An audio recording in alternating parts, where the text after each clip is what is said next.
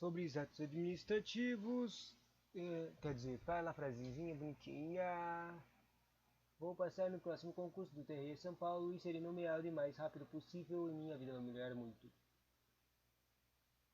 Pam, pam, pam, pam. Direito administrativo para o TRE São Paulo. Invalidade sobre a avaliação dos atos administrativos. Tem revogação e anulação, dependendo dos casos. A administração pública como instituição destinada a realizar os direitos a propiciar o bem comum.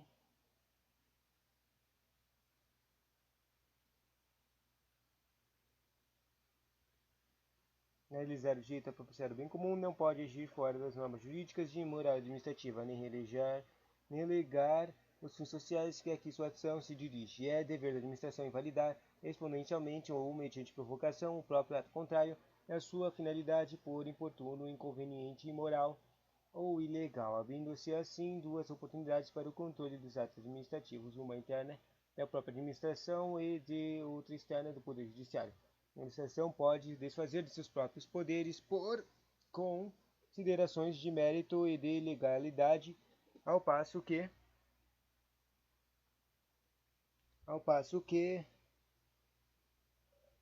o judiciário só os pode invalidar quando ilegais. A administração revoga ou anula seu próprio ato ao ato judicial ou somente anula o ato administrativo.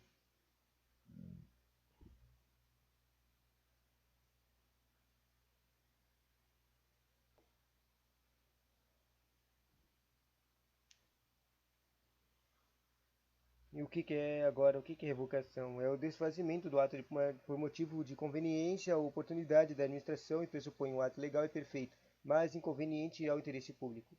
Esse é o ponto principal. Ele é inconveniente ao interesse público, por isso tem que ser revogado, né? Funda-se no poder discricionário da administração para rever sua atividade interna, sem necessidade de contraditório. O motivo de revogação é a inconveniência ou inoportunidade do ato ou da situação gerada por ele, considerando-se válidos os efeitos produzidos pelos atos revogados até o momento da revogação, quer quanto às partes, quer quanto às terceiros sujeitos aos seus efeitos reflexos. Por respeitar os efeitos produzidos pelo ato revogado, sua eficácia se dá a partir da sua vigência, portanto seus efeitos são ex nunc. A revogação não alcança o passado, não retroage e salva disposição em contrário, a sua eficácia é imediata. O sujeito ativo de revogação é uma autoridade no exercício de função e competência administrativa. A nenhum poder estatal assiste, no entanto, a possibilidade de revogar atos dos outros, pois isto se implicitaria violação e independência recíproca, prevista no artigo 2 da Constituição Federal.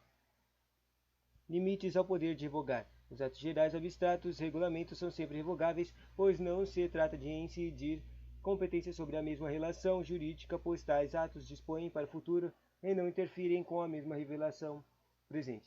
Os limites específicos ao poder de revogar colocam-se apenas para os atos concretos, pois a revogação quer fazer cessar uma relação presente. Para dispor do outro modo, respeitam os efeitos passados, mas alcançam uma relação atual presente, pondo termo final em seus efeitos, portanto atingem uma concreta relação jurídica já constituída. E, para terminar, a anulação. A anulação é a declaração de validade de um ato administrativo ilegítimo ou ilegal. Esse é o ponto principal. Para anular tem que ser ilegítimo ou ilegal. Feita pela própria administração ou pelo Poder Judiciário. O motivo da anulação é a ilegitimidade do ato ou da relação por ele gerada, que se tem de eliminar, pois é de ofensa ao direito. Os efeitos da anulação retroagem às suas origens, validando as consequências passadas, presentes e futuras do ato anulado, e assim ou porque o ato nulo ou inexistente não gera direitos ou obrigações para as partes, não cria situações jurídicas definitivas e não admite contra a validação as relações entre as partes. Ficam desfeitas com a anulação, retroagindo esta é a data de prática do ato ilegal e, consequentemente, invalidando seus efeitos desde então, operando ex tunc. Convalidação dos atos administrativos.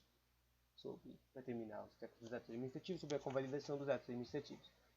É suprimento da invalidade de um ato,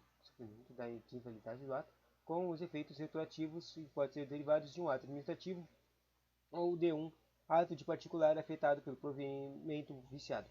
Só pode haver convalidação quando o ato possa ser produzido validamente na presente. A administração não pode convalidar um ato viciado se este já foi impugnado administrativamente ou judicialmente. o refazimento do modo válido e com efeitos retroativos do que fora produzido de modo inválido em nada assim compatibiliza com interesses públicos. Nos termos do artigo 55 da Lei 9784, que é a Lei de Processo Administrativo Federal, talvez isso aqui tenha mudado, em decisão na qual se evidencie não acarretar em lesão ao interesse público nem prejuízos ao terceiros, os atos que apresentam defeitos sanáveis poderão ser convalidados pela própria administração. A convalidação aparece como faculdade de administração, portanto, como um ato discricionário somente possível quando os atos inválidos não acarretem lesão ao interesse público nem prejuízo a terceiros. Em caso contrário, deve-se entender que a administração está obrigada a anular o ato ou ao invés de convalidá-lo. Quando a convalidação do procede da mesma autoridade que emanou o ato viciado, denomina-se ratificação. Entretanto, não se admite a ratificação quando se tratar de competência exclusiva. Em relação à forma, a convalidação é possível se ela não for essencial à validade do ato. Quanto ao motivo e à finalidade, nunca é possível a convalidação, pois o motivo se refere à situação de fato que os ocorreu ou não ocorreu, e não há como alterar com efeito retroativo uma situação de fato. Em relação à finalidade, se o ato foi praticado com interesse público ou com finalidade diversa da que decorre da lei. Também não é possível a sua correção. O objeto ou conteúdo ilegal não pode ser objeto de convalidação. Se a convalidação procede de outra autoridade, trata-se de confirmação. Quando se resulta de um ato de particular, afetado denomina-se simplesmente de saneamento. Assim termina os conteúdos que eu tenho aqui na apostila de TRE de São Paulo para Direito Administrativo e de Atos Administrativos.